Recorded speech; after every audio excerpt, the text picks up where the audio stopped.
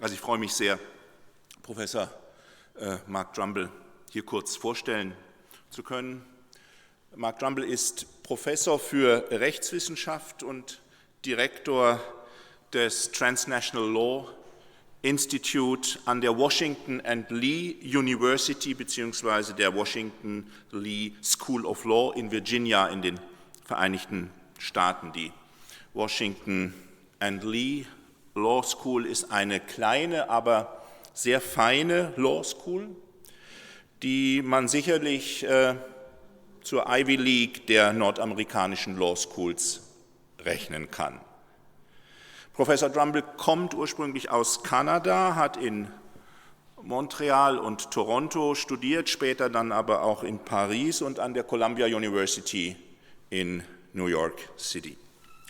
Seit 2002 ist er Professor an der Washington and Lee Law School und er hatte aber auch in der Zeit seither Gastprofessuren und Visiting Fellowships, unter anderem in Oxford, in Paris, in Amsterdam, in Ottawa, in Sydney und gerade kommt er aus Rom, wo er eine Gastprofessur derzeit mit seiner Familie wahrnimmt. Er hat auch praktische Erfahrung als Anwalt, als Mitarbeiter, auch am Supreme Court of Canada, als Sachverständiger, als Gutachter in einer ganzen Reihe von Verfahren, Gerichtsverfahren.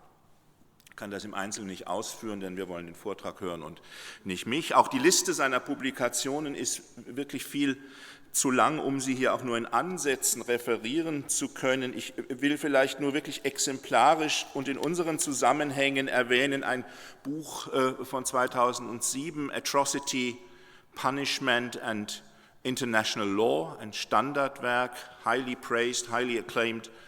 2012 dann ein Buch über Kindersoldaten, Reimagining Child Soldiers in International Law and Politics.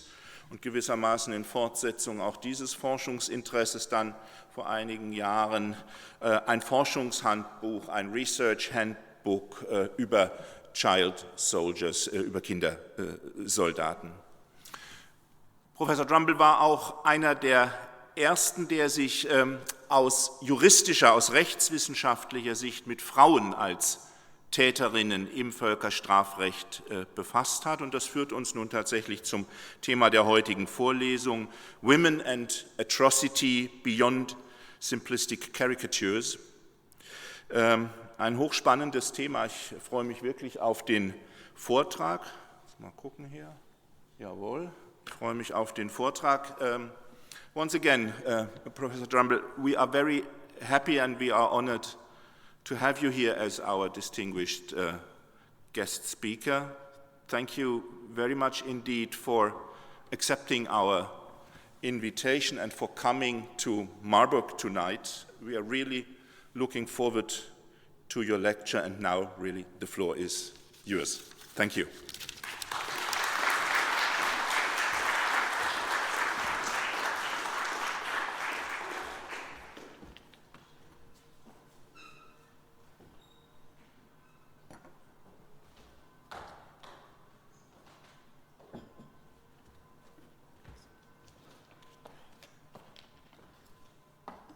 Well, what an honor. And good evening, all of you. Also ich spreche ein bisschen Deutsch und ich kann ein bisschen mehr verstehen. Und ich wollte nur sagen, dass ich freue mich sehr, Marburg wieder zu besuchen. Und das ist alles auf Deutsch. Und jetzt, vielleicht später, vielleicht ein bisschen mehr später. So, Stephanie, I owe you a big thanks for the opportunity to be here tonight and to have the opportunity to share with you. It's also an honor to be here in such a beautiful setting with church bells ringing, beautiful art on the walls. And also, I think, to reiterate something that you had said previously, to be able to participate in something that I think is a crucial aspect of the academic life, and that is to be able to look people in the eyes and to do so openly, not barred by the translucence of a screen. So all in all, it's good we've been patient about this. We discussed possibility of doing it on Zoom, but it just wouldn't feel right. So with time passes and windows open and doors open, and here I am now, and thank you for the opportunity to be here, and thank you also for the very kind introduction, most of which I understood, because the most I understand in German is when someone talks about me. So there you go. So, all right, so how is it that we come to think about gender in the space of international criminal law? Well, let me start off by telling you how I come to thinking about the intersectionality of gender, women, and mass violence. For a long time, I've had an interest in characters on the stage of atrocity that I would call liminal or penumbral characters, characters on the fringe, characters who may be meek and weak, but at the same time may be in a space and place where they can lord tremendous power over others. So as was mentioned in the introduction, I have quite an interest in very low-level perpetrators of atrocity. I've written a fair bit on child soldiers. I'm very interested in collaborators. I'm writing a book right now on informers, people who speak to the secret police and in that particular capacity betray others and give others away. How should law speak about those particular individuals? This particular book that I'm working on in that space is on communist Czechoslovakia, but I also know this is quite a live issue in Germany as well, certainly in more recent history with the Stasi. So tie all this together. I'm interested in individuals who are necessary and indispensable for the process of atrocity truly to metastasize, but who we may not think of very often and who may not be extremely powerful at all times. And it's in this particular frame that I'd like to talk to you a little bit about women perpetrators, women who commit acts of atrocity, and how those particular women interface with legal process. But I think I'd also like to tell a much broader story that transcends women simply as perpetrators, to also engage a little bit with concepts of gender and victimization. Now, historically, gender was basically seen nowhere in international criminal law. For centuries, crimes of sexual violence, sex and gender-based violence were visible to victims, but were often crimes with no name, because gender-based violence was simply seen as an inevitable spoil of war and not something that ought to be criminalized in any way. Beginning in the 1990s, however, certainly in a discursive and declaratory sense, gender became an emergent and surfaced theme in international criminal law, notably sex and gender-based violence. And there's a huge amount to be commended on this, the inclusion of sexual violence in the statutes of the Rome Statute of the International Criminal Court, foundational prosecutions for the Rwanda Tribunal, the Tribunal of the former Yugoslavia, Special Court for Sierra Leone, made a tremendous amount of forward movement. But now we're one generation later. We all seem to think that international criminal law is young and that the International Criminal Court is young. It's not really that young anymore. Decades have passed. And now new generations, such as you, and congratulations to all of you here. You very much have the good fortune of being in an excellent program, and congratulations for all the work you've done, which I learned about from Stephanie, just as we all did just now. Now it's your generation.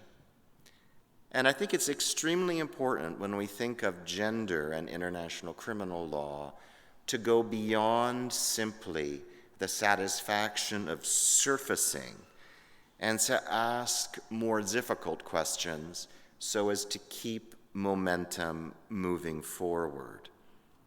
And in my remarks, what I will argue is that gender and international criminal law as a current intersectionality has progressed very far, but is too much sometimes and too little, which leads to caricature and incompleteness, which can lead to invisibilities, to exclusions and distortions, and also to stereotype.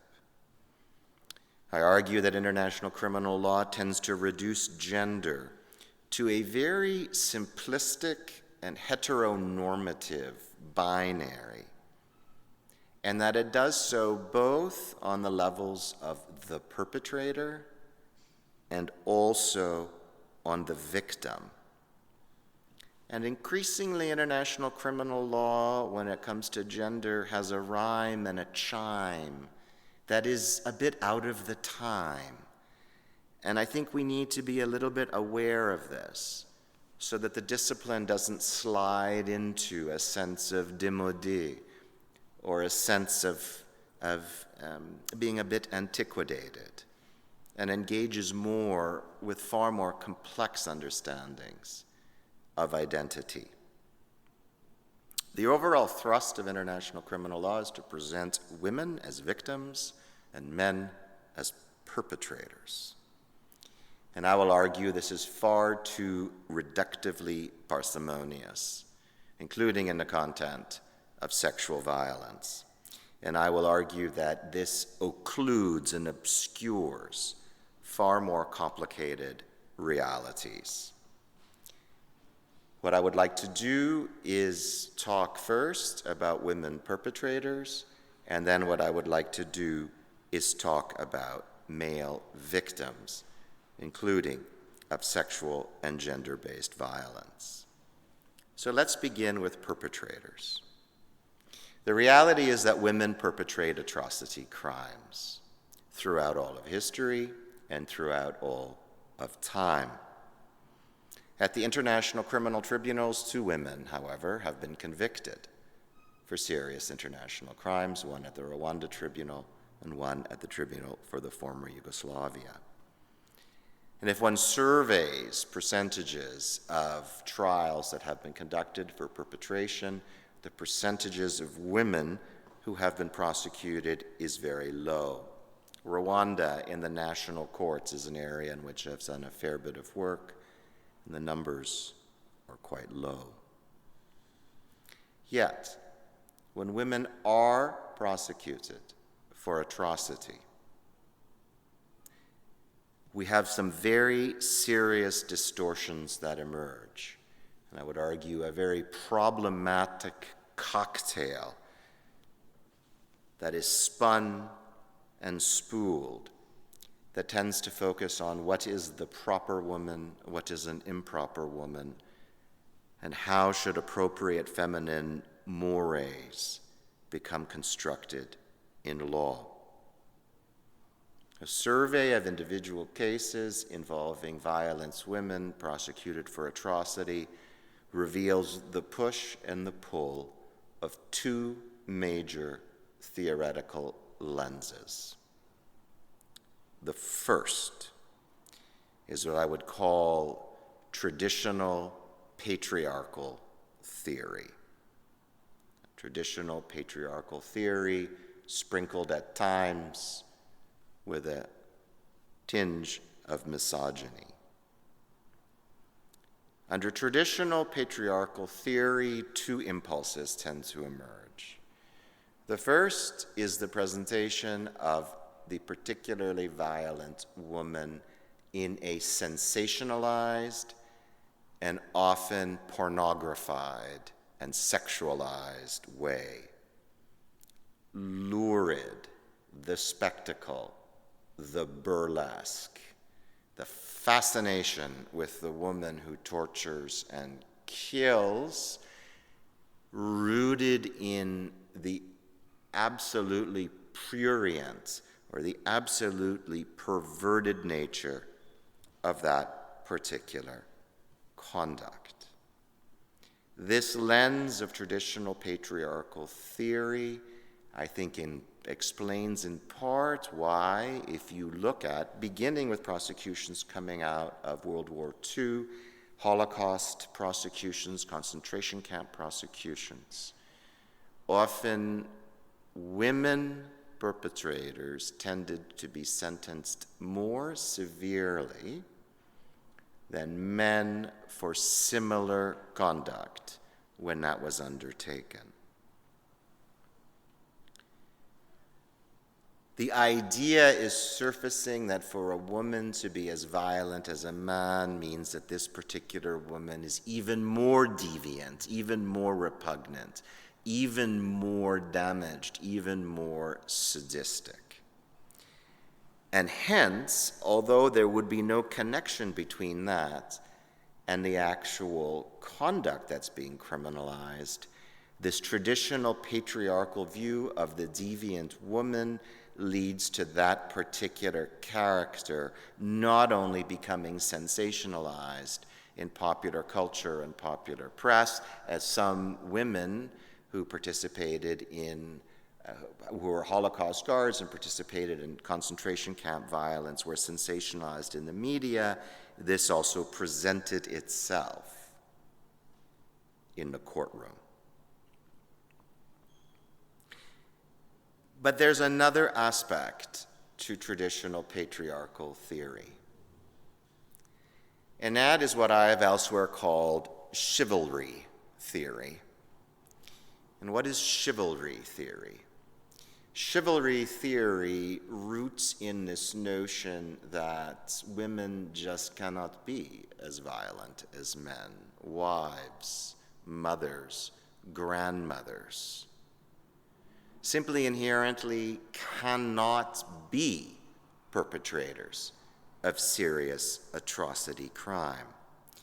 This was endemic in Rwanda through national prosecutions in the 1990s and 2000s, where, notwithstanding evidence, prosecutors often chose not to indict women and chose expressly to focus on direct perpetration of genocide as opposed to material support of genocide, as opposed to complicity in genocide, as opposed to creating conditions in which genocidal killers were fed, sheltered, encouraged, which often was the role of women in the Rwandan genocide. Prosecutors chose not to go there. And why? Because I think for a patriarchal traditional lens, the idea of women as disruptive and violent social actors is too much to handle, is too much to take. Women are supposed to groom men. That's where the word groom comes from in the English language. When you get married, a man decides to get married, he is groomed, to be groomed by the woman into being civilized, gentle, mature, and so forth. So the idea of endemically violent women to a traditional patriarchal lens is just too much. C'est trop, as we would say back in Montreal, which is where I'm from. It's too much. And women defendants traffic in this same language. The Minister of Family Affairs in Rwanda, one of 3 women in the Rwandan cabinet, captured after the genocide ends, captured in a refugee camp in what was then Zaire, is now the Democratic Republic of Congo. She's captured, she's caught, the BBC is there. And what does she say when the BBC is there? She says, "You've got the wrong person. I'm just a housewife. I'm a grandmother. I couldn't even hurt a chicken." This is also the Minister of Women's Affairs in the Rwandan government, who stood at the pinnacle of organizing campaigns of genocidal rape in Rwanda and ultimately was convicted as one of the 2 women convicted by modern international criminal tribunals.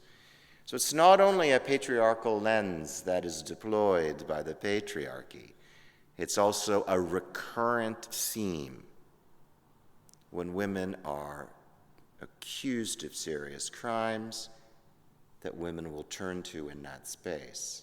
Now, do I have a problem with that? No, any defendant will say anything to get him or herself off the hook. That's fine. That's fine. It's just interesting to me, however, that this is a discursive tool that seems to transcend in all spaces and contexts gender. So to sum up, the traditional patriarchal lens leads to the following. The vast majority of women perpetrators tend to be overlooked, collectively innocented, and chivalrously left unexamined. But the handful of truly sadistic women perpetrators tend to become spectacularized, sensationalized, and scapegoated as part of an overall dichotomy in patriarchy of structuring the particularly deviant woman as vastly more deviant than the most deviant man. And that's that one lens on perpetration. There's a second theoretical lens, however, and that is the lens of liberal feminism. How does liberal feminism interface with women implicated in acts of atrocity?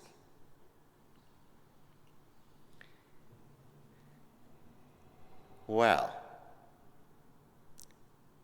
liberal feminism tends to do one of 2 things when it comes to women accused of atrocity. Either, first, strip her of any agency and say that women act violently only because of structural sexism in society, or, even more gallingly, because a man or the husband in her life made her do it. And this we see recurrently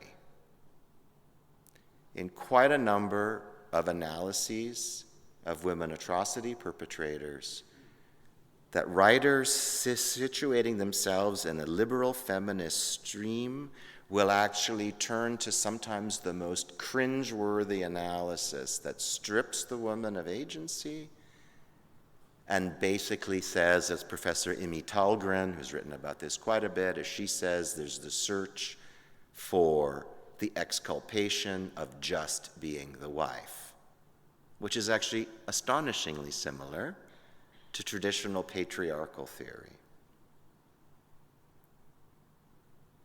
And there's a second tendency in liberal feminism, and that is simply to ignore violent women entirely, to not discuss violent women perpetrators at all, to be embarrassed, to be awkward, just to say, yeah, I know, but let's move on to some other topic. It's almost a very emotional response. And I think this roots in the genesis of the 1990s, where there really was a current stream of thoughts in feminism of the time that if women ran every institution, controlled all levers of power, that the world would be a fundamentally non-violent and extremely get-alongable place. And I think this is a hangover of those particular days.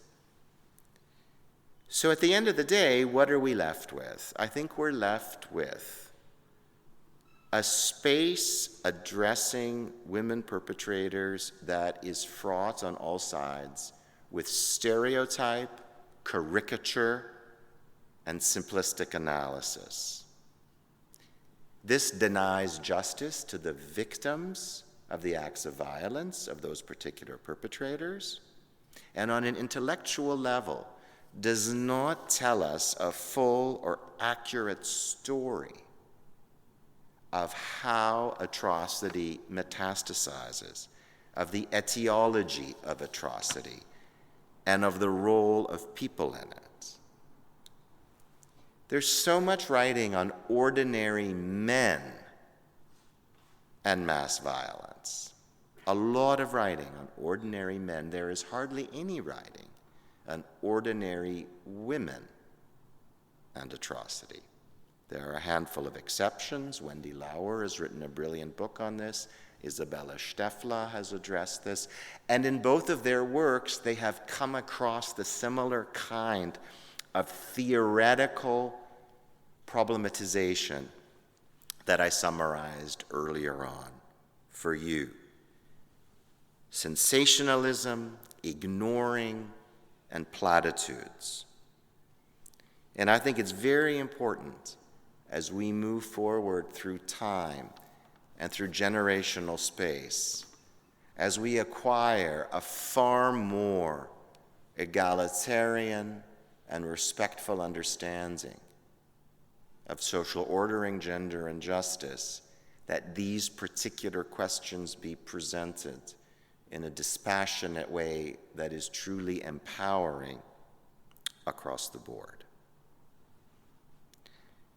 Now let's move to victimhood, which is the second part of what I'd like to talk about with the intersectionalities between gender and international criminal law, including victimhood in the case of sex and gender-based violence.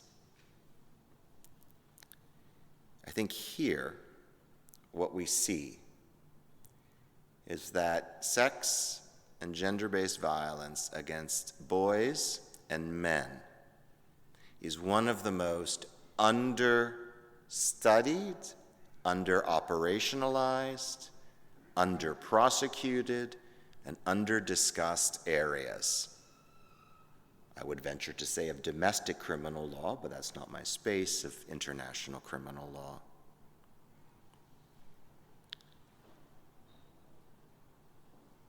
I think this arises for lots of reasons. Early cases at the ICTY, the Yugoslav Tribunal, for example, which involved coercive male-on-male sexual violence, forced castration, for example, were prosecuted as torture and not as sexual violence.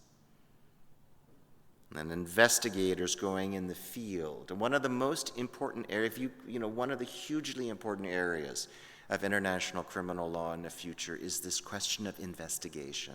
What are the questions that investigators ask when they first go into the field? That's the most important. That sets the entire evidentiary record.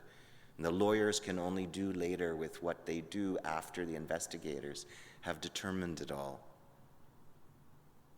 And repeatedly we see investigators going in the field that don't ask men and boys about sexual violence that they may have endured, although in some conflicts the percentage of men and boys that suffer sexual violence is extremely high. But the victim is largely constructed along gendered lines. We see this emerging now in Myanmar, Rohingya. It's a recurrent trend. I think it is extremely important to address the realities of victimhood in a way that is more gender inclusive. And I think that's a challenge for the future generation. I've done, together with an ethnographer, a fair bit of work in northern Uganda on the international crime of forced marriage. So forced marriage is prosecutable as an inhumane act, another inhumane act, as part of crimes against humanity. Forced marriage, in a nutshell, is the notion that in certain contexts, states or non-state actors coerce two individuals to become a married couple. And there's a lot of reasons that states and non-state actors may do that, and I'll set this out later. 3 international tribunals to date have addressed the crime of forced marriage. The Special Court for Sierra Leone, the Extraordinary Chambers in the Courts of Cambodia, and the International Criminal Court. And forced marriage has been addressed in a number of different regions, Cambodia, Sierra Leone, and northern Uganda. But in a nutshell, as defined by the Special Court for Sierra Leone, forced marriage is when someone compels a person by force, threat of force, or coercion to serve as a conjugal partner to another. Forced marriage is different than arranged marriage. Forced marriage, it's the state or the non-state actor that compels the union. Arranged marriage, whatever one may think of arranged marriage, generally operates through family structures and often with a higher level of some kind of cultural consent. Although I'm not propounding arranged marriage as a way of living, I'm differentiating it as the law does from forced marriage. Forced marriage is often accompanied with forced procreation as well. Although forced marriage involves, at least in the places where it has been practiced, a man and a woman, the crime has been constructed by international criminal law largely as a crime in which the forced wives are the victims. And there has been hardly any analysis undertaken of what it means to be a forced husband.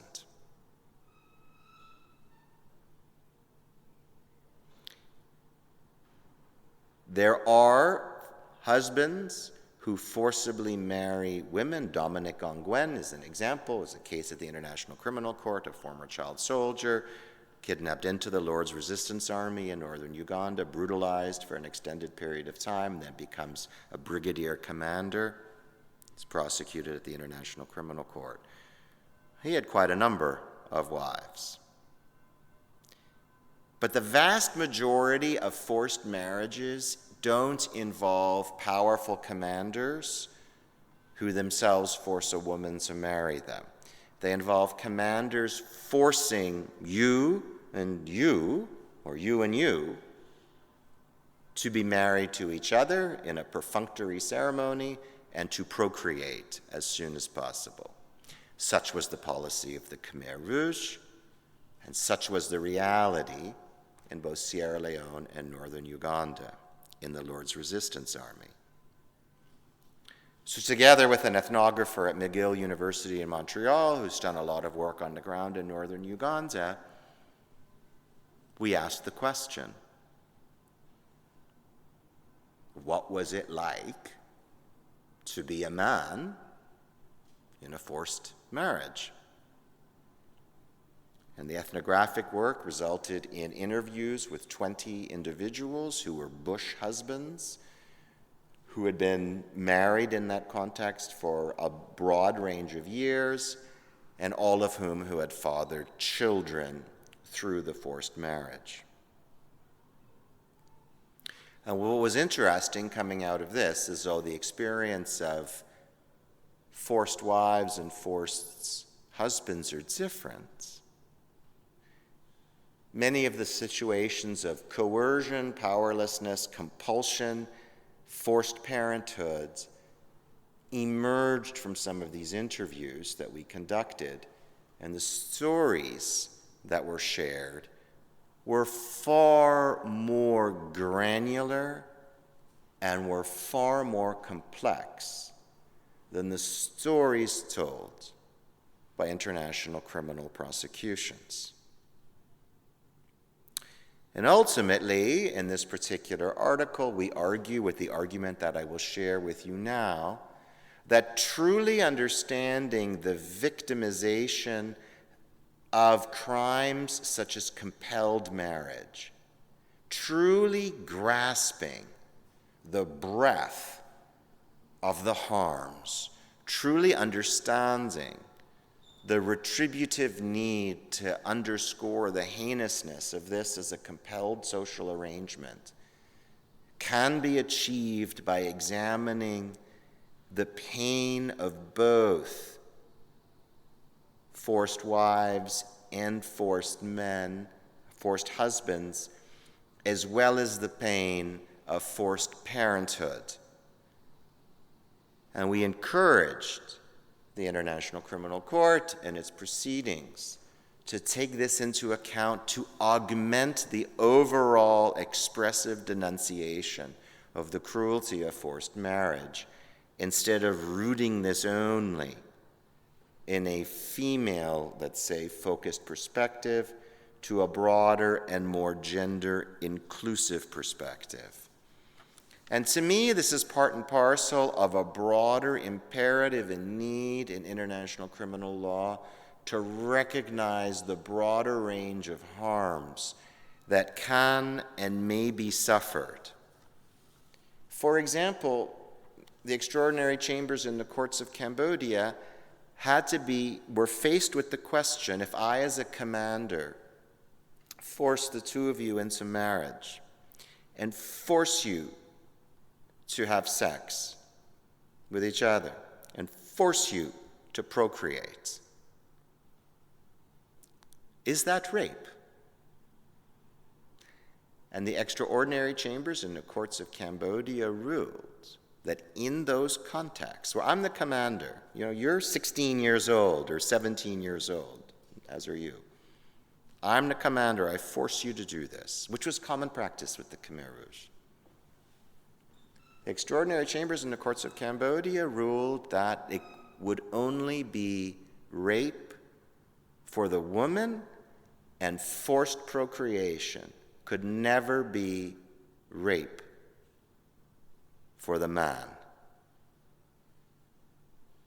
And to me, that is a missed opportunity to understand the broader space and spectrum of agency, of pain, and to drift away from what I think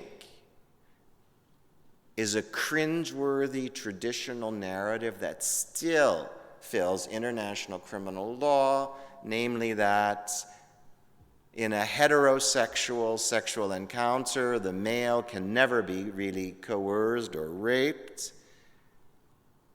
And in this particular frame, I think we lose out on an opportunity to cultivate a broader and more respectful culture of equality and understanding that once again fleshes out the full harms of these kinds of crimes. And I think that's your challenge in a future generation. And the last point that I'm going to make, and then I think I'm going to wrap up, or should I still speak some more? Let me make one final point on all of this that I also think is important. So much of the language of gender, both on the perpetration side and on the victimization side in international criminal law, has real auras and whiffs of a very heteronormative historicity to it. I think even further understudied than male victims of sexual violence is realities of identities that transcend heteronormativity, conversations about endemic violence that may be inflicted in peacetime and in wartime on individuals with a more fluid sense of gender identity. And I think this is once again a very important opportunity for law to speak to a broader audience.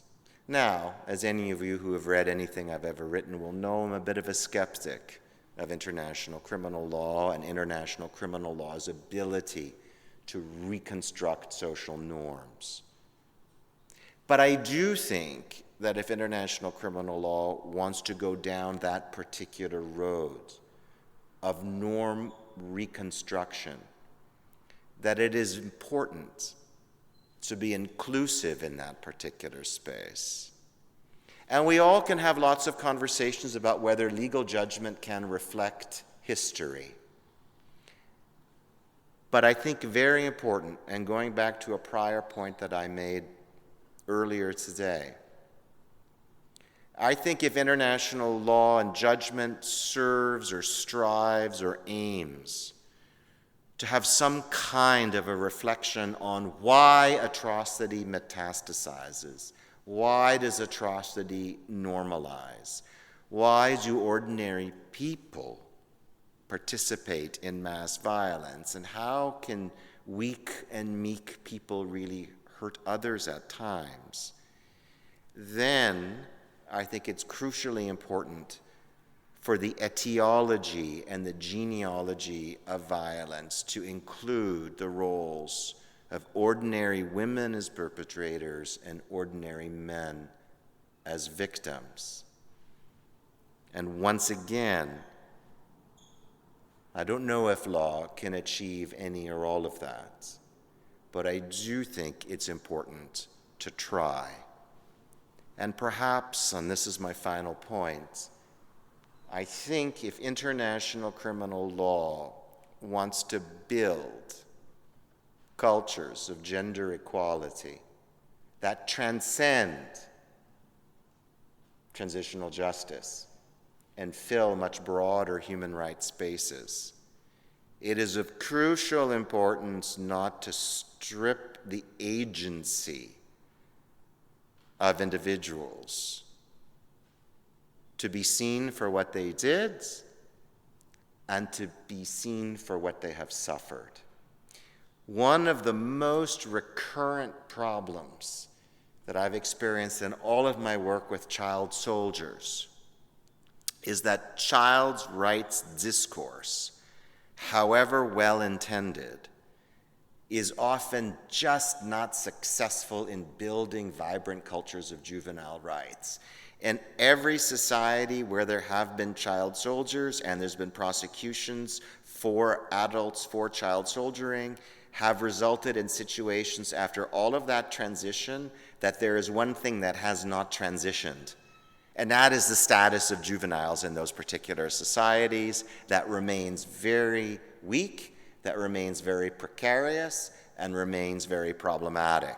Meaning that a lot of young people, there's no conflict in which to participate, and there's no other method of social navigation, so what happens? There's a return to ordinary common crime in that particular lifestyle. There's been no sort of advance. And I have argued in my work that the failure to attribute agency to young people in that space makes it so much easier for traditional gerontocratic power dynamics to simply remain. I'm not making any comparison between the status of children and the status of any other group in society. I am making the observation that if international criminal law is to be truly transformative when it comes to gender equality, the distortive lenses of traditional patriarchy and the distorted lens of liberal feminist theory both need to be overcome, and a far more granular approach that is truly justice embracing needs to arise. So I know it's very serious on a night that's supposed to be celebratory, but it's kind of difficult to make a joke about something that I think is actually crucially important. And so I leave you with that. Thank you very much for your time. I hope that some of these thoughts might percolate a little bit here and there. Stephanie told me that there's no question and answer period afterwards, but there are drinks. So I'd be very happy to continue this conversation in that way. And congratulations again to you, to your institute. Thank you for the wonderful introduction, and congratulations all of you. And I'm happy and I'm hopeful that you enjoyed this in-person get-together. Thank you.